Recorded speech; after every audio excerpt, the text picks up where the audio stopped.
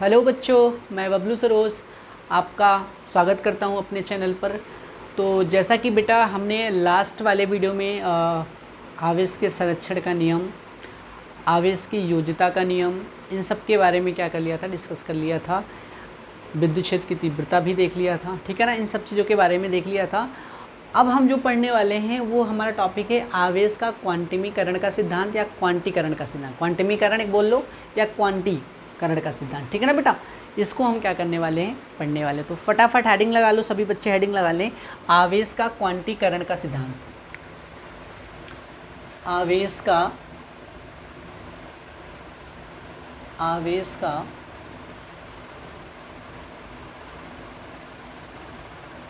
क्वांटमीकरण का सिद्धांत।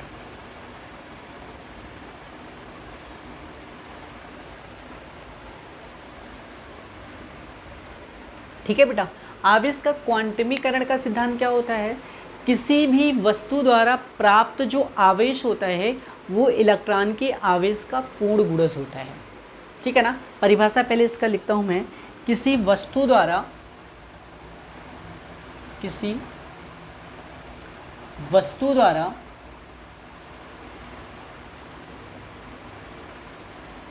प्राप्त आवेश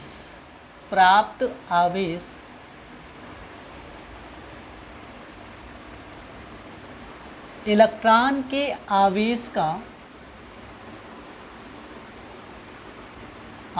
का पूर्ण गुणज होता है, पूर्ण गुणज होता है।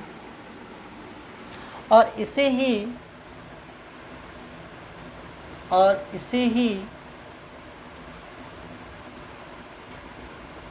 आवेश का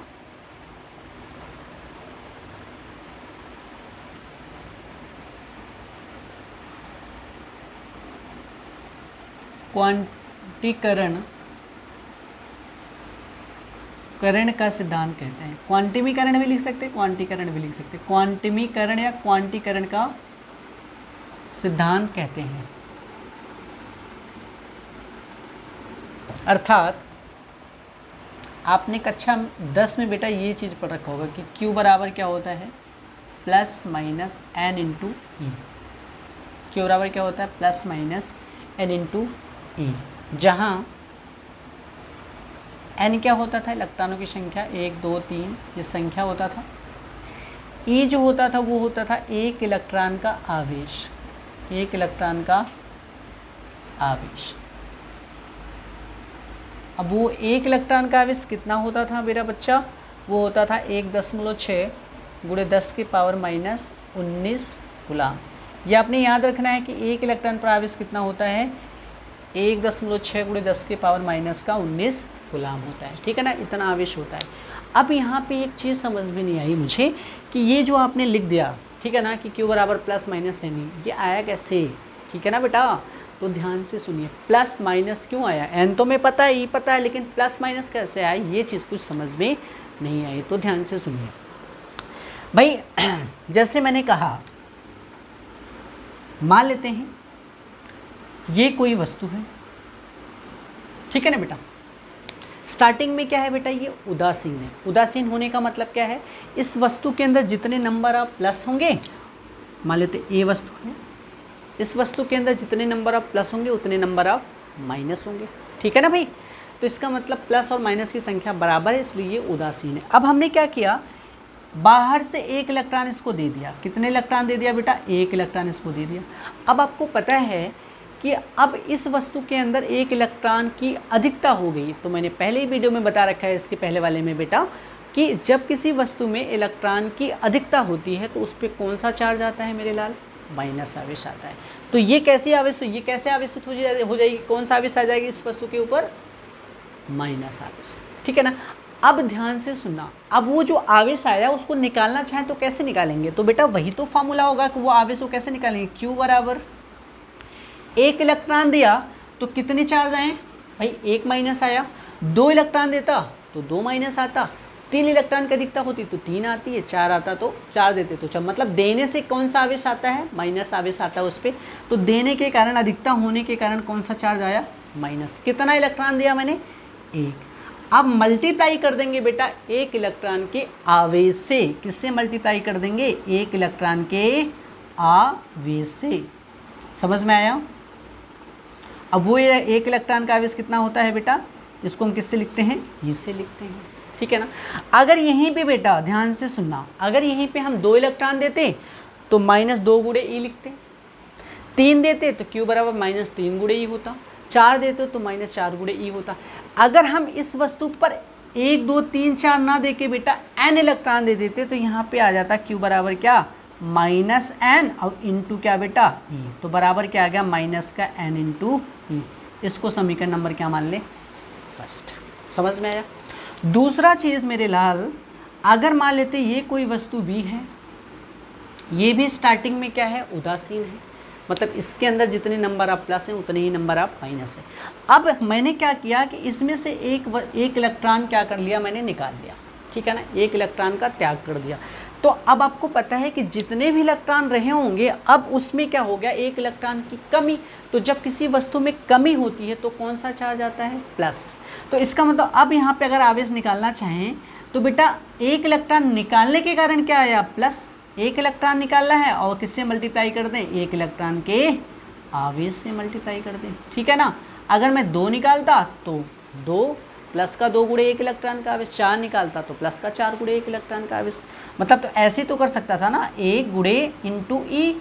अगर मैं 2 निकालता तो 2 प्लस का 2 गुणे इंटू ई, प्लस का 3 गुणे इंटू ई, ऐसे तो करता। अगर मैं n इलेक्ट्रॉन निकालता, कितने इलेक्ट्रॉन निकालता बेटा, तो n, तो ये हो जाता प्लस का n इंटू 1 इलेक्ट्रॉन का आवेश। इसको कैसे लिखेंगे, प्लस n इंटू ई। इसको समीकरण नंबर क्या मान लें बेटा, 2। और जब इन दोनों समीकरणों को एक साथ लिखेंगे तो क्या हो जाएगा, समीकरण 1 तथा 2 से, 1 तथा 2 से, ठीक है ना बेटा। यहाँ लिख लेते हैं, यहाँ समीकरण 1 तथा 2 से, 2 से क्या आ जाएगा भैया मेरे, Q बराबर क्या हो जाएगा, प्लस माइनस n इंटू ई। लिख सकते हैं, नहीं लिख सकते हैं, वही चीज़ तो यहाँ पे लिखा है। अब यहाँ पे एक बात ये समझ में नहीं आई, पूर्ण गुणज क्यों बोला मैंने, तो पूर्ण संख्या के रूप में, पूर्ण संख्याएं क्या होती हैं, 0 से लेकर अनंत तक, ठीक है ना, यही तो होती है ना, 0 1 2 3 4 5 6, ये सब क्या है, पूर्ण संख्याएं होती है ना बेटा। अब पूर्ण संख्याओं का में क्यों मैंने बोला, यहाँ पे ये जो लिखा है, किसी वस्तु पर जो आवेश होता है वो इलेक्ट्रॉन के आवेश का पूर्ण गुणज होता है। मतलब हम कभी भी, चाहे इसमें 1 इलेक्ट्रॉन निकाल रहे हों, चाहे 1 इलेक्ट्रॉन दे रहे हैं, कभी भी हमने बेटा ऐसा नहीं किया है। अगर मैंने इसमें 1 इलेक्ट्रॉन निकाला है तो 1 इलेक्ट्रॉन दिया है यहाँ पे, 1 इलेक्ट्रॉन, अगर 2 इलेक्ट्रॉन निकाला तो 2 इलेक्ट्रॉन की कमी, ऐसे तो कर रहा हूँ। 3 इलेक्ट्रॉन निकालो, या तो 3 इलेक्ट्रॉन की कमी हुई है, या 3 इलेक्ट्रॉन की अधिकता हुई है, 4 इलेक्ट्रॉन की अधिकता हुई है, 4 इलेक्ट्रॉन की, मतलब ये पूर्ण संख्या के रूप में ही किया है। मैंने आधा इलेक्ट्रॉन नहीं निकाला, ना तो आधा इलेक्ट्रॉन की अधिकता हुई, ना तो आधा इलेक्ट्रॉन की कमी हुई, ऐसा किया है मैंने। अगर आधा कर देता, 1/2 इलेक्ट्रॉन निकाल लेता, अगर निकल पाता तो निकाल लेते, लेकिन निकल ही नहीं पाता। अगर निकल पाता तो बेटा तो ऐसे थोड़ी लिखते कि पूर्ण गुणज होता है, ठीक है बेटा, तो पूर्ण संख्या के रूप में ना लिखा जाता ना, ठीक है ना। तो हमेशा यहाँ पे पूर्ण गुणज होने का मतलब है कि किसी वस्तु पर जो आवेश होता है वो इलेक्ट्रॉन के आवेश का पूर्ण गुणज होने का मतलब ये है कि किसी वस्तु में बेटा आप या तो 1 इलेक्ट्रॉन की अधिकता कर सकते हैं, 1 इलेक्ट्रॉन की कमी हो सकती है, 2 इलेक्ट्रॉन की अधिकता हो सकती है, मतलब पूर्ण संख्या के रूप में ही होगी। हमेशा आप 1 इलेक्ट्रॉन निकालेंगे या 1 इलेक्ट्रॉन की अधिकता, 2 इलेक्ट्रॉन निकालेंगे या 2 इलेक्ट्रॉन की अधिकता, n इलेक्ट्रॉन निकालेंगे या n इलेक्ट्रॉन की अधिकता होगी। कभी बेटा आप 1/2 इलेक्ट्रॉन नहीं निकाल सकते, 3/2 इलेक्ट्रॉन नहीं निकाल सकते, 4/3 इलेक्ट्रॉन, भाई ऐसे नहीं निकाल सकते आप, ठीक है ना बेटा। तो कभी भी हम बटे के रूप में इलेक्ट्रॉन को नहीं निकाल सकते। समझ में आया कि नहीं आया, ठीक है। तो ये चीज़ें आपको समझ में आ गई होगी बेटा। यही होता हमारा आवेश का क्वांटमीकरण का सिद्धांत। प्लस कब आता है, माइनस क्यों आया, इसलिए प्लस माइनस क्यों आया बेटा, ये चीज़ें मैंने आपको बता दिया। तो ये नोट कर लेना, ये एग्जाम में और न्यूमेरिकल इस पर करेंगे अभी हम। अगला जो टॉपिक है बेटा वो हमारा है कूलाम का नियम। कूलाम का नियम, कूलाम का नियम ठीक है मेरे बच्चे, क्या पढ़ेंगे हम, कूलाम का नियम। चलो सभी लोग हेडिंग लगा लो, कूलाम का नियम, ठीक है। लिख लेते हैं यहाँ पे, कूलाम का नियम बहुत इम्पॉर्टेंट है मेरे लाल, ठीक है बच्चा, बहुत ही इम्पॉर्टेंट है, इसको आपने क्या करना है, इम्पॉर्टेंट लिख लेना है, ठीक है।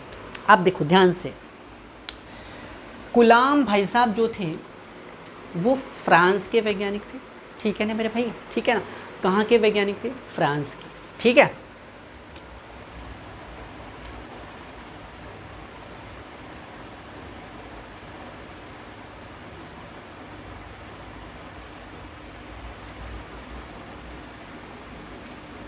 देखो भैया, ये इनका पूरा नाम है चार्ल्स ऑगस्टिन डे कूलाम, ठीक है ना।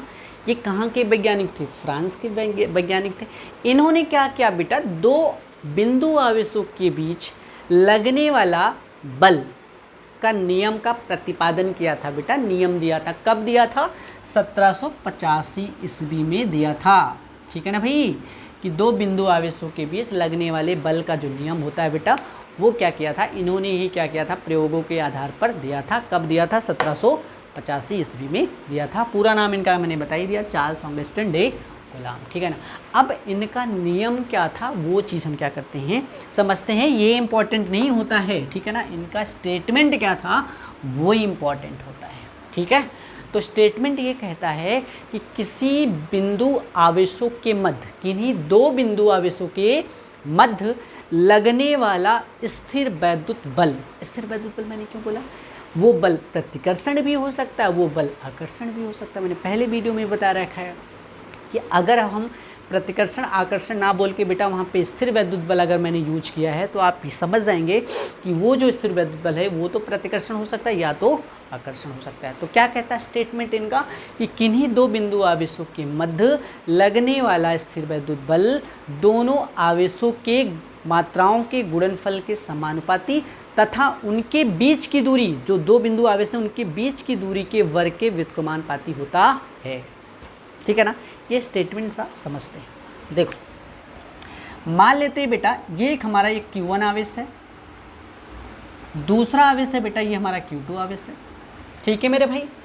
एक Q1 आवेश, दूसरा Q2 आवेश। कैसे आवेश है, बिंदु आवेश है। कैसे आवेश है, बिंदु आवेश है। अब इनके बीच की दूरी क्या है बेटा, हमने मान लिया दोनों बिंदु आवेशों के बीच की दूरी है r, ठीक है ना। अब बेटा हो सकता है एक प्लस आवेश हो सकता है, एक माइनस भी हो सकता है, बिंदु आवेश हो सकता है, दोनों प्लस हो सकते हैं, दोनों माइनस हो सकते हैं। तो आपको मैंने क्या बताया, अगर एक प्लस है एक माइनस है तो कौन सा बल, आकर्षण। एक प्लस है दूसरा प्लस है तो कौन सा बल, प्रतिकर्षण। एक माइनस है दूसरा माइनस है तो कौन सा बल, प्रतिकर्षण। इसलिए बेटा यहाँ पे आकर्षण भी दो बिंदु आवेशों के मध्य काम कर सकता है, प्रतिकर्षण बल भी काम कर सकता है। तो यहाँ पे हम आकर्षण प्रतिकर्षण ना बोल के बेटा क्या बोल रहे हैं, स्थिर वैद्युत बल। तो चलो यहाँ पे साइन नहीं लिखते हैं, साइन आपको समझ में आ गया होगा। तो क्या कहता है स्टेटमेंट, ध्यान से सुनिए। चलो भाई, स्टेटमेंट क्या कहता है कूलाम का, कि किन्हीं दो बिंदु आवेशों के मध्य, ठीक है ना, किन्हीं दो बिंदु आवेशों के मध्य लगने वाला क्या बल, कौन सा बल, स्थिर वैद्युत बल। बल को हम किससे लिखते हैं, एफ से तो लिखते हैं मेरे भाई। ये एफ लगने वाला जो बल होता है वो समानुपाती होता है, किसके समानुपाती होता है, दोनों आवेशों की मात्राओं के गुणनफल के, दोनों आवेशों के मात्राओं के गुणनफल के। मतलब पहला आवेश, क्योंकि गुणनफल का मतलब क्या है बेटा, उनका जो परिमाण है उनके, समझ में आया। परिमाण क्या होता है, किसी भी राशि का जो संख्यात्मक मान होता है वही क्या कहलाता है, परिमाण होता है। क्योंकि अदिश राशियाँ क्या होती हैं भाई, उनके अंदर परिमाण होता है। तो आवेश भी एक तरह का क्या है, अदिश राशि होती है, ठीक है ना। परिमाण का मतलब समझ में आया कि संख्यात्मक मान। जैसे मैंने कहा कि भैया दूरी है, दूरी भी कौन सी राशि है, अदिश राशि है। तो दूरी क्या है, 20 मीटर। तो 20 जो ये संख्या वाला मान लिखा है यही उसका परिमाण होता है, समझ में आया। किसी भी राशि का परिमाण का मतलब क्या होता है, उसका जो संख्यात्मक मान लिखा होता है वो उसका परिमाण होता है, कोई भी राशि हो। तो भाई सदिश के अंदर परिमाण दिशा दोनों होते हैं, लेकिन अदिश के अंदर केवल परिमाण होता है। जैसे मैंने वेग लिखा, तो वेग लिखा मैंने 30 मीटर प्रति सेकेंड, तो आपको समझ में आ गया 30 वेग का क्या है, परिमाण है। मैंने बल लिखा 50 न्यूटन, तो बल का परिमाण कितना है, 50। मतलब जो वैल्यू संख्यात्मक रूप में लिखी होती है उस राशि का क्या कहलाती है, परिमाण कहलाती है, ठीक है। तो यहाँ पे मात्राओं का मतलब क्या है, उसके परिमाण से, उसकी क्वांटिटी का मतलब क्या, किससे यहाँ पे रिलेट कर रहा है, परिमाण से। तो क्या कहता है बेटा कूलाम का नियम, किन्हीं दो बिंदु आवेशों के मध्य लगने वाला क्या स्थिर वैद्युत बल, F क्या है मेरा बेटा, स्थिर वैद्युत बल है। तो लगने वाला स्थिर वैद्युत बल दोनों आवेशों के मात्राओं के या परिमाणों के गुणनफल के क्या होता है, समानुपाती। तो इसका मतलब ये हो गया कि Q1 इंटू Q2 दोनों मात्राओं के, दोनों आवेशों के गुणनफल के क्या होता है, ये किसका सिंबल है, समानुपाती का। समानुपाती तो कौन होता है समानुपाती, बल। कौन बल, स्थिर वैद्युत बल। इसको समीकरण नंबर क्या लिखेंगे मेरे बच्चे, फर्स्ट लिखेंगे, ठीक है बेटा। उसके बाद दूसरा स्टेटमेंट, तथा लगने वाला स्थिर वैद्युत बल F वो इनवर्सली प्रोपोर्शनल होता है। भाई समानुपाती और व्युत्क्रमानुपाती का मतलब यही होता है, ऐसे सिंबल बनता है बेटा। बट फर्क इतना होता है कि अगर समानुपाती लिखा होगा, जैसे मैंने कहा कि F समानुपाती A लिखा है, तो ये समानुपाती। अगर मैं कह देता कि F व्युत्क्रमानुपाती है, तो व्युत्क्रमानुपाती का मतलब ऐसे लगाएंगे, लेकिन ये जो चीज़ A लिखा हुआ है बेटा ऐसे, उसको हम एक बटा के रूप में कर देते हैं। जब कोई चीज़ बटे के रूप में हो जाती है तो वो व्युत्क्रमानुपाती हो जाती है। समझ में आया। तो मैंने क्या बताया बेटा यहाँ पे कि कूलाम का नियम क्या कहता है, किन्हीं दो बिंदु आवेशों के मध्य लगने वाला क्या, स्थिर वैद्युत बल दोनों आवेशों के मात्राओं के गुणनफल के क्या होता है, समानुपाती होता, तथा उनके बीच की दूरी, दूरी क्या है, r के वर्ग के क्या होता है, व्युत्क्रमानुपाती। व्युत्क्रमानुपाती का मतलब बेटा एक बटा के रूप में लिखेंगे, एक बटा दूरी, दूरी क्या है हमारा r, दूरी के वर्ग के, वर्ग मतलब r स्क्वायर, ठीक है ना। दूरी के वर्ग के क्या होता है, व्युत्क्रमानुपाती होता है। इसको समीकरण नंबर क्या देंगे बेटा, 2 देंगे। समझ में आया स्टेटमेंट। फिर से मैं स्टेटमेंट पढ़ाता हूँ आपको, फिर से बताता हूँ एक बार। कूलाम का नियम क्या कहता है भैया कि किन्हीं दो बिंदु आवेशों के मध्य लगने वाला जो स्थिर वैद्युत बल है वो F वो समानुपाती होता दोनों आवेशों के गुणनफल के बीच में गुणा हो रहा है, तथा लगने वाला जो बल होगा स्थिर वैद्युत बल वो व्युत्क्रमानुपाती हो गया। व्युत्क्रमानुपाती इसको अब क्यों पढ़ेंगे बेटा, यहाँ समानुपाती पढ़ रहे हैं, यहाँ पे व्युत्क्रमानुपाती क्यों पढ़ रहे हैं, क्योंकि ये एक बटा के रूप में लिखा है। तो व्युत्क्रमानुपाती होता है एक बटा r स्क्वायर, मतलब उनकी बीच की दूरी के वर्ग के क्या होता है, व्युत्क्रमानुपाती होता है। जब इन दोनों चीज़ों को क्या करेंगे बेटा, एक साथ लिखेंगे तो क्या हो जाएगा, ध्यान से सुनिए। समीकरण 1 तथा 2 से क्या हो जाएगा, F समानुपाती Q1 इंटू Q2 इंटू 1 क्या, r स्क्वायर। तो यह बराबर, यह समानुपाती क्या आ जाएगा बेटा, मल्टीप्लाई हो जाएगा ऊपर Q1 Q2 बटे क्या, r स्क्वायर। इतना आ गया बेटा, ठीक है ना। यही होता है कूलाम का नियम। अब इसका स्टेटमेंट लिखते हैं एक अच्छे ढंग से, और फिर क्या करते हैं, तो पहले स्टेटमेंट लिख लेते हैं बेटा। स्टेटमेंट क्या कहता है वो चीज़ समझते हैं, पहले स्टेटमेंट लिख लेते हैं उसके बाद, ठीक है मेरे भाई। स्टेटमेंट क्या कहता है वो चीज़ देखो ध्यान से। क्या लिखेंगे, किन्हीं दो बिंदु आवेशों के मध्य, दो बिंदु आवेशों के मध्य, आवेशों के मध्य लगने वाला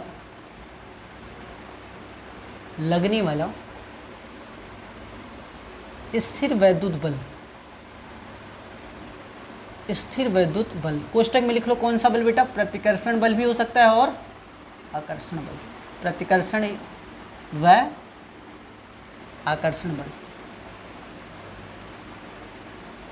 प्रतिकर्षण व आकर्षण वैद्युत बल, स्थिर वैद्युत बल, इन्हीं दो बिंदु आवेशों के मध्य लगने वाला स्थिर वैद्युत बल दोनों आवेशों के मात्राओं लिख लो बेटा, या परिमाणों की, मात्राओं या परिमाणों के गुणनफल के समानुपाती होता है,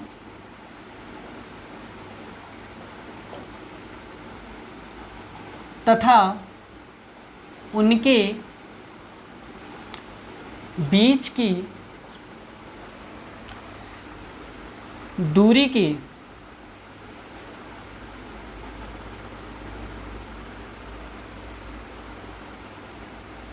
व्युत्क्रमानुपाती होता है।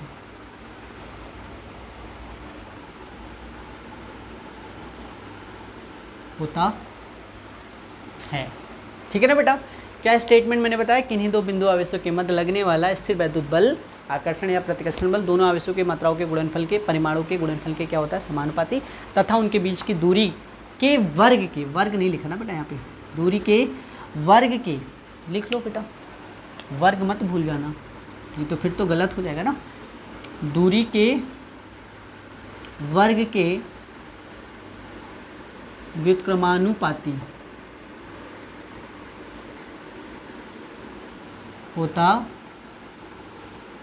है। ठीक है बेटा, इसे हम क्या कहते हैं, कूलाम का नियम कहते हैं। पहले स्टेटमेंट लिखना, फिर ये चीज़ यहाँ से ये फिगर बनाना, ये चीज़ें आपने लिख लेना है। ठीक है ना, यहाँ तक तो आपको समझ में आ गया होगा बेटा। ठीक है ना, ये स्टेटमेंट लिखना, फिर यहाँ से बेटा फिगर बनाना, फिर ये लिख लेना यहाँ तक। ठीक है ना, ये पहली चीज़ हो गई, ये दूसरी चीज़ हो गई। अब यहाँ पे हम तीसरी चीज़ें डिस्कस करने वाले हैं। क्या निकल के आया बेटा हमारा यहाँ पे फार्मूला क्या निकल के आया था, एफ समानुपाती Q1 Q2 और बटे क्या आर स्क्वायर। जब भी समानुपाती का चिन्ह हटता है बेटा तो एक नियतांक आता है, उस नियतांक का मान क्या है, स्मॉल के Q1 Q2 बटे क्या भैया आर स्क्वायर।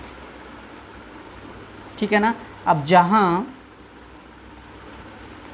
स्मॉल के क्या है बेटा, समानुपातिक नियतांक है, समानुपाती नियतांक या समानुपातिक नियतांक। ठीक है ना बेटा, समानुपाती नियतांक। और बेटा Q1 Q2 क्या है हमारे, Q1 और Q2 कौन से आवेश हैं, बिंदु आवेश हैं। ठीक है, और R क्या है, स्मॉल r क्या है, दोनों बिंदु आवेशों के बीच की दूरी है। और F क्या है, आपको पता है, स्थिर वैद्युत बल। ठीक है ना भैया। अब देखो ध्यान से, ये जो समानुपातिक नियतांक है ये किसके किसके ऊपर निर्भर करता है। ठीक है ना, तो याद रखना ये जो K है, K को हम क्या पढ़ रहे हैं, समानुपातिक नियतांक, ये निर्भर करता है दोनों बिंदु आवेशों के मध्य कौन सा माध्यम है। भाई दो बिंदु आवेश हैं, वो जैसे मैंने कहा एक बिंदु आवेश यहाँ, एक बिंदु आवेश यहाँ है, तो ये कहाँ रखे हैं, वायु में, तो ये वायु एक तरह का क्या हो गया, माध्यम हो गया। तो ये दोनों बिंदु आवेशों, ये दो बिंदु आवेश जो है बेटा, इनके बीच कौन सा माध्यम है, ये उनके ऊपर क्या कर सकता है, निर्भर कर सकता है। कौन, के क्या कर सकता है बेटा, एक तो माध्यम पे निर्भर करता है, अभी देखेंगे निर्भरता, माध्यम पर निर्भर करता है। ठीक है, और के किसके ऊपर निर्भर कर सकता है, ये जो आवेश है बेटा उसके मात्रक पे निर्भर कर सकता है, दूरी है दूरी के मात्रक पे निर्भर कर सकता है, एफ है बल के मात्रक पे निर्भर कर सकता है। मतलब इसका मतलब कुल मिला के कहें तो के जो होता है वो मात्रक पे भी क्या कर सकता है, निर्भर कर सकता है। मतलब अलग अलग पद्धति का अगर हम यहाँ पे मात्रक रखेंगे, आवेश का अलग मान रखेंगे, सीजीएस में रखेंगे, दूरी का मान सीजीएस में रखेंगे, तो इसका मतलब क्या होगा बेटा, हमें यहाँ पे के का भी मान सीजीएस में रखना पड़ेगा। ठीक है ना, इसका मतलब निर्भर होने का मतलब ये है कि के का मान एमकेएस में अलग होगा, सीजीएस में अलग होगा। तो यहाँ पे के क्या करेगा बेटा, मात्रक पे भी क्या करेगा, निर्भर करता है, मात्रक पर भी निर्भर करता है, मात्रक पर भी क्या कर सकता है, निर्भर करता है। इतनी बात समझ में आई कि नहीं। अब कैसे निर्भर करता है सब देखेंगे। ठीक है ना, एक एक करके देखेंगे, अभी कूलाम का नियम खत्म नहीं हुआ। इतनी बात समझ में आई सब बच्चों को। ठीक है ना, अब देखो ध्यान से सुनते हैं बेटा। पहले तो हम देखेंगे बेटा ये जो के है, के का मात्रक क्या होता है, कैसे मात्रक के ऊपर निर्भर करता है ये भी देखेंगे।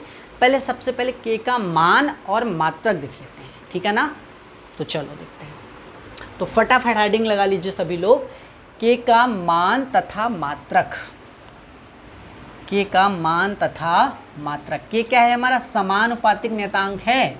ठीक है ना, इसको बहुत सारे बच्चे परावैद्युतांक समझते हैं, वो कैपिटल के होता है मेरे बच्चा। ठीक है ना, कैपिटल के क्या होता है, हमारा परावैद्युतांक, जिसको हम कहते हैं आपेक्षिक विद्युतशीलता। आप साइलेंट आर भी लिखते हैं उसको, कैपिटल के भी लिखते हैं। ठीक है ना, कन्फ्यूज मत होना। स्मॉल के क्या होता है, समानुपातिक नियतांक होता है। ठीक है, अगर कहीं कैपिटल के लिखा हुआ है तो आप एक बात याद रखना बेटा, वो होता है परावैद्युतांक। ठीक है, तो हेडिंग क्या लिखेंगे भैया, यहाँ पे स्मॉल के है ये, के का मात्रक तथा मान और बीमी सूत्र, तीनों के साथ देख लेंगे बच्चे। और भाई अगर किसी का मात्रक होगा तो उसका डेफिनेटली बेटा बीमी सूत्र भी होगा। के का मात्रक तथा मान और बीमी सूत्र। अब ध्यान से सुनिए क्या, कैसे मात्रक निकालें। अभी मैंने आपको क्या बताया कि F बराबर होता है K Q1 Q2 बटे आर स्क्वायर। यहाँ से K का अगर मान निकालना चाहें तो क्या आ जाएगा, इधर इसका मल्टीप्लाई होगा तो एफ आर स्क्वायर बटे Q1 Q2। अब यहाँ पे ध्यान से सुनिए कि F क्या है, हमारा बल है। क्या है बेटा, बल है। तो बल का मात्रक क्या होता है हमारा, न्यूटन, इनटू आर क्या है, दूरी, और दूरी का मात्रक क्या होता है, मीटर। तो 2 बार दूरी लिखा हुआ इसलिए यहाँ पे क्या हो जाएगा, मीटर का स्क्वायर बटे Q1 और Q2 क्या है, आवेश है। तो बेटा Q1 का भी मात्रक कूलाम होगा, Q2 का भी मात्रक कूलाम होगा, तो कूलाम गुणे कूलाम क्या हो जाएगा, कूलाम स्क्वायर। तो K का तो जो मात्रक आ गया बेटा वो क्या आ गया, न्यूटन मीटर स्क्वायर बटे कूलाम स्क्वायर। ये बात समझ में आई कि नहीं आई, K का मात्रक समझ में आया, मान देखते हैं अभी, ठीक है ना। तो ये K का मात्रक हो सकता है, ठीक है ना। कौन सी पद्धति में, MKS पद्धति में। ये मात्रक है, मान की बात नहीं कह रहा हूँ मैं, MKS पद्धति में मात्रक है। अब इसका मान क्या होता है, तो K बराबर हमेशा याद रखो बेटा, ये प्रयोग द्वारा देखा गया है कि K बराबर क्या निकला था, 1/4 पाई एप्सिलॉन 0, जहाँ एप्सिलॉन 0 होता है निर्वात की वैद्युतशीलता, निर्वात की वैद्युतशीलता, इसका भी मात्रक हम देखेंगे। और इसका मान क्या होता है बेटा, वो मान होता है 8.85 गुणे 10 के पावर -12। मात्रक अभी लिख दे रहे हैं, बाद में देख लेंगे कि मात्रक ये कहाँ से है, कूलाम स्क्वायर बटे न्यूटन मीटर स्क्वायर। जब ये वैल्यू यहाँ पे पुट करते हैं के स्थान पे तो ये आता है 1/4, पाई का मान होता है 3.14 और गुणे बेटा 8.85 और गुणे 10 के पावर क्या, -12। जब इनको सॉल्व करते हैं बेटा तो क्या आता है, 9 गुणे 10 के पावर 9। और इसका मात्रक हमने निकाला है बेटा, तो इसके साथ हम क्या लिख देते हैं, न्यूटन मीटर स्क्वायर बटे कूलाम। तो K का मान और मात्रक क्या होता है MKS में बेटा, तो 9 गुणे 10 के पावर 9 न्यूटन मीटर स्क्वायर बटे कूलाम स्क्वायर। ये K का मान और मात्रक होता है, ठीक है। अब आगे हम क्या देखेंगे, ध्यान से सुनिए। आगे देखेंगे बेटा बीमी सूत्र। तो देखते हैं K का बीमी सूत्र, बीमी सूत्र। अब कैसे बीमी सूत्र देखिए भाई, बीमी सूत्र निकालने के लिए हमें केवल क्या चाहिए, मात्रक चाहिए। तो K का मात्रक होता क्या है, अभी मैंने बताया कि न्यूटन मीटर स्क्वायर और बटे कूलाम स्क्वायर। अब इसको तोड़ सकते हो तो तोड़ लो। न्यूटन को मैंने क्या बताया था, आप क्या लिख सकते हो बेटा, किलोग्राम लिख सकते हो, मीटर लिख सकते हो और बटे क्या लिख सकते हो, सेकंड स्क्वायर लिख सकते हो। कैसे लिख सकते हैं बेटा, ये चीज़ें आप याद करो। या बराबर क्या होता है, MA, इसका मतलब क्या होता है किलोग्राम, इसका मात्रक होता है मीटर पर सेकंड स्क्वायर। इसी चीज़ को हम क्या बोलते थे, न्यूटन। तो जहाँ न्यूटन है बेटा उसके स्थान पे केजी मीटर पर सेकंड स्क्वायर लिख सकते हैं, ठीक है ना। और इनटू ऑलरेडी है क्या भैया, मीटर स्क्वायर है, और गुणे क्या है, कूलाम। कूलाम को क्या लिखते हैं, एम्पियर सेकेंड। तो भैया कूलाम के स्थान पे तो हमने लिख दिया एम्पियर और क्या, सेकेंड, और यहाँ पे स्क्वायर है तो स्क्वायर कर देंगे। अब देखो K का मान मात्र क्या आ गया, किलोग्राम, मीटर स्क्वायर को पूरा मीटर में करेंगे तो मीटर के पावर 3 और बटे बेटा सेकंड स्क्वायर है ही है, और इनटू इसको खोलिए तो एम्पियर स्क्वायर हो जाएगा, और इनटू क्या बेटा, सेकंड स्क्वायर, बराबर क्या आ जाएगा, किलोग्राम मीटर क्यूब बटे सेकंड स्क्वायर का गुणा सेकंड स्क्वायर में करेंगे तो सेकंड के पावर क्या हो जाएगा 4 इंटू भैया क्या, एम्पियर स्क्वायर। ये यार ऐसे क्यों बता रहा हूँ, ताकि बच्चा जो बीमी सूत्र नहीं पढ़ा वो भी समझ पाए, ठीक है ना, क्योंकि बीमी सूत्र याद नहीं की जाती, निकाली जाती, ठीक है। तो अब देखो ध्यान से, अब मैंने आपको बता रखा कि जहाँ केजी दिख जाए उसका बीमी सूत्र हमेशा क्या लिखेंगे बेटा, कैपिटल M। जहाँ कहीं मीटर दिख जाए क्या लिखेंगे, L कितनी बार है बेटा, 3 बार, तो 3 बार लिख दिया। जहाँ सेकंड दिख जाए वहाँ बीमी सूत्र लिखेंगे T कितनी बार है, 4 बार, तो 4 बार लिख दिया। जहाँ एम्पियर दिख जाए वहाँ पे लिखेंगे A कितनी बार है, 2 बार, तो 2 बार लिख दिया। इन सबको ऊपर ले जाओगे बेटा तो K बराबर क्या आ जाएगा, m तो आएगा, l के पावर 3 आएगा और t के पावर 4 ऊपर जाएगा तो माइनस का 4 हो जाएगा और a के पावर 2 ऊपर जाएगा तो माइनस का 2 हो जाएगा। तो k का बीमी सूत्र क्या होता है बेटा, m l के पावर क्या 3, t के पावर -4, a के पावर माइनस का 2। बात समझ में आ गया, ठीक है ना? इतनी बात समझ में है कि k का मान क्या होता है, मात्रक क्या होता है, मान क्या होता है और बीमी सूत्र क्या होता है। ये कौन सी पद्धति में मात्रक आया था बेटा, मात्रक और मान MKS में। इसका मतलब k क्या मैंने बताया था मात्रक पे निर्भर कर सकता है ना, तो मात्रक पे भाई k का मान ये MKS में इतना होता तो देख लेते सीजीएस में क्या आता है। अगर सीजीएस में अलग आएगा इसका मतलब कि भाई मात्रक के ऊपर निर्भर करता है, ये एक चीज़ तुम्हें पता चल गई, ठीक है ना? तो क्या भाई इसको फटाफट आप नोट करिए। अब यही k का मान देख लेते हैं सीजीएस पद्धति में क्या होगा। ये कौन सी पद्धति में है बेटा, MKS पद्धति में, ठीक है, MKS पद्धति में। चलिए k का मान देख लेते हैं सीजीएस पद्धति में क्या होता है। देखिए भाई k का मान हमने MKS में कितना निकाला था, यही लिख लेते हैं 9 × 10 की पावर क्या 9 और क्या न्यूटन मीटर स्क्वायर बटे कूलम स्क्वायर, यही तो होता था MKS में। इसी चीज़ को सीजीएस में चेंज कर लें तो देखो चेंज करेंगे तो क्या आएगा 9 × 10 की पावर क्या 9। भाई न्यूटन है तो इसका मतलब न्यूटन, एक न्यूटन में कितने डाइन होते हैं 10 के पावर 5 डाइन, तो यहाँ पे 1 न्यूटन ही तो है, 1 newton 1 metre square 1 coulomb square, तो इसका मतलब 1 न्यूटन में हम क्या लिख सकते हैं 10 के पावर 5 क्या डाइन। तो ये न्यूटन किस में बदल गया, सीजीएस में बदल गया, 10 के पावर 5 डाइन। ये रिलेशन आपको पता है। 1 मीटर, मीटर 2 बार लिखा है ना, मीटर गुणे मीटर, तो 1 मीटर में कितने सेंटीमीटर 100 सेंटीमीटर और इंटू अगले वाले मीटर का स्थान पे क्या लिखेंगे 100 सेंटीमीटर और बटे कूलम कितनी बार लिखा है, कूलम गुणे कूलम मतलब कूलम स्क्वायर लिखा है। तो एक कूलम में कितने स्टेट कूलम होते हैं, मैंने पढ़ाया पहले वीडियो में 3 × 10 के पावर 9 स्टेट कूलम है ना भाई, और गुणे फिर 3 × 10 के पावर 9 स्टेट कूलम। समझ में आया बेटा? अब देखो ध्यान से भाई 10 के पावर 9 10 के पावर 9 कैंसिल, 3 त्रिका 9 और 9 से 9 क्या हो गया कैंसिल। अब देखो यहाँ पे k बराबर क्या आ गया 10 के पावर 5 और 5 2 7, इसको 10 के पावर 2 लिख सकते हो, फिर इसको 10 के पावर भी 2 लिख सकते हो, तो 5 2 7 और 7 2 कितना 9 इंटू क्या आया भैया डाइन आ गया डाइन, और सेंटीमीटर का गुणा सेंटीमीटर में करो तो सेंटीमीटर स्क्वायर और बटे भैया देखो यहाँ पे एक 10 के पावर 9 बचा हुआ है तो 10 के पावर यहाँ पे 9 और इंटू स्टेट कूलम का गुणा स्टेट कूलम में करेंगे तो क्या आएगा स्टेट कूलम स्क्वायर, क्या आएगा स्टेट कूलम स्क्वायर। तो 10 के पावर 9 से 10 के पावर 9 खत्म हो जाएगा। तो k का मान कितना आ गया यहाँ पे 1 और क्या आ गया डाइन सेमी स्क्वायर और बटे क्या आ जाएगा बेटा state coulomb square, state coulomb square. ये कौन सी पद्धति में मात्रक है बेटा सीजीएस पद्धति में। k का मान कितना होता है तो 1 डाइन सेमी स्क्वायर बटे स्टेट कूलम स्क्वायर। तो यहाँ पे मैं पता चल गया ये तो MKS के था और ये सीजीएस का था, इसका मतलब k मात्रक पे ऊपर निर्भर करता है। बात समझ में आ गया, ठीक है ना? ये चीज़ें आप फटाफट आप नोट कर लो। अब किसकी देखेंगे बेटा, आप साइलेंस 0 देखेंगे, मतलब निर्वात की वैद्युतशीलता का मात्रक देख लें, उसका बीमी सूत्र देख लेते हैं। तो फटाफट इसको नोट करिए, ठीक है? नोट कर चुके होंगे, यहाँ पे देख लेते हैं।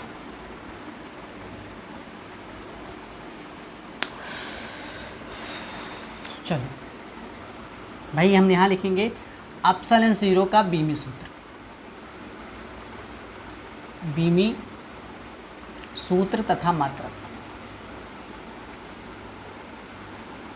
भाई कैसे निकालें इसको, देखो मात्रक तो आप ऐसा निकाल सकते क्योंकि k बराबर हमने आपको क्या पढ़ाया 1/4π∈0। मात्रक निकालना है ना भाई, 4 का कोई मात्रक नहीं होता, संख्या है, पाई का भी कोई मात्रक नहीं होता। इसका मतलब k बराबर हम लिख सकते हैं क्या 1/0 मात्रक लिखने के लिए।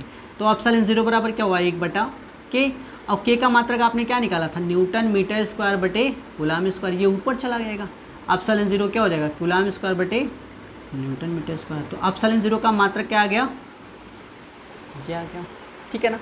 अब इसका बीमी सूत्र क्या लिखें भाई, ध्यान से सुनना, अगर मात्रक पलट गया है तो बीमी सूत्र भी पलट जाएगा। जैसे भाई जैसी सी बात है कि अगर देखो यहाँ पे के का जो मात्रक था न्यूटन मीटर स्क्वायर बटे कूलम स्क्वायर था, और इसका क्या हो गया, कूलम स्क्वायर ऊपर चला गया, न्यूटन मीटर स्क्वायर नीचे आ गया। इसका मतलब बीमी सूत्र भी बदल जाएगा। जो वहाँ पे प्लस होता था के में, वो यहाँ पे माइनस हो जाएगा, और जो वहाँ पे माइनस होता था वो यहाँ पे क्या हो जाएगा, प्लस हो जाएगा। नहीं है तो निकाल के देख लो एक बार, देखो कैसे लिखेंगे। वही चीज़ करेंगे बीमी सूत्र लिखने के लिए। भाई कूलम को क्या लिखेंगे, एम्पियर सेकंड लिखेंगे, तो एम्पियर स्क्वायर और क्या बेटा, सेकंड स्क्वायर हो जाएगा, बटे न्यूटन को क्या लिखेंगे, किलोग्राम मीटर बटे क्या, सेकंड स्क्वायर, और इंटू भैया क्या है, मीटर स्क्वायर है ही है। अब देखो ये सेकंड स्क्वायर कहाँ चला जाएगा, ऊपर चला जाएगा, तो ऊपर जाएगा बेटा तो क्या आ जाएगा, एप्सिलॉन 0 बराबर क्या आ जाएगा, ampere square into second square है ये सेकंड स्क्वायर ऊपर जाएगा तो सेकंड के पावर 4, और बटे बेटा क्या, किलोग्राम है, और मीटर स्क्वायर का गुणा मीटर में करेंगे तो मीटर के पावर 3 हो जाएगा। बीमी सूत्र रख लो बेटा, जहाँ एम्पियर दिख जाए उसका बीमी सूत्र ए के पावर 2 हो जाएगा, जहाँ सेकंड दिखे बेटा टी के पावर कितना 4, और जहाँ भी बेटा केजी दिख जाए केजी का बीमी सूत्र एम, कितनी बार, एक ही बार तो एक लिख लिया, जहाँ मीटर दिख जाए एल के पावर कितना 3। अब इनको ऊपर ले जाएंगे तो बेटा आपको पता है कि एम ऊपर जाएगा तो एम के पावर क्या -1, एल के पावर क्या -3, क्योंकि प्लस है ऊपर जाएगा तो माइनस होगा, और एक ए के पावर कितना है 2, और टी के पावर क्या है 4। इसको और अच्छे से लिख लो भाई, m के पावर क्या -1, l के पावर -3, और t के पावर 4, और a के पावर 2, ठीक है ना। अब देखो ध्यान से, क्या वहाँ पे बेटा m और l क्या आ रहा था, k में प्लस आ रहा था, ये माइनस आ रहा था, लेकिन यहाँ पे ये माइनस आ रहा है और ये क्या आ रहा है, प्लस आ रहा है। क्यों, क्योंकि उल्टा हो गया ना, ठीक है। ये फटाफट आपने क्या करना, नोट कर लेना है। इतना बात समझ में आ गया, चलो नोट करिए फटाफट। अगला हम देखेंगे बेटा माध्यम पे कैसे निर्भर करता है, वो भी चीज़ हम देख लेते हैं, ठीक है ना।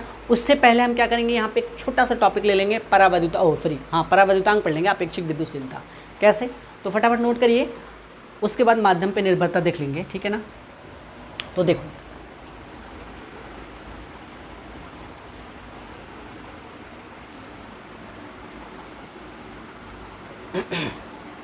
देखिए बेटा, भाई अभी मैं आपको पढ़ाऊंगा आपेक्षिक विद्युतशीलता, जिसको हम किससे लिखते हैं, एप्सिलॉन r से लिखेंगे, या कैपिटल के, मैंने बताया ना कि परावैद्युतांक भी कहते हैं, आपेक्षिक विद्युतशीलता भी कहते हैं। ये होता है एप्सिलॉन m बटे एप्सिलॉन नॉट, ठीक है, एप्सिलॉन m बटे एप्सिलॉन नॉट अभी पढ़ाऊंगा आपको। अब ये एप्सिलॉन m क्या है, m मतलब होता है माध्यम, मीडियम क्या है, एप्सिलॉन का मतलब होता है बेटा विद्युतशीलता। एप्सिलॉन का मतलब क्या होता है, पढ़ना सीखो, एप्सिलॉन का मतलब क्या होता है, विद्युतशीलता। अब यहाँ पे लग गया m, तो m मतलब माध्यम की क्या, विद्युतशीलता। एप्सिलॉन r को क्या पढ़ेंगे, एप्सिलॉन को पढ़ते हैं क्या, विद्युतशीलता। r लग गया, r को बोलते हैं रिलेटिव मतलब होता है अपेक्षिक, तो आपेक्षिक विद्युतशीलता। समझ में आया। इसके बाद एप्सिलॉन 0 को क्या पढ़ते हैं,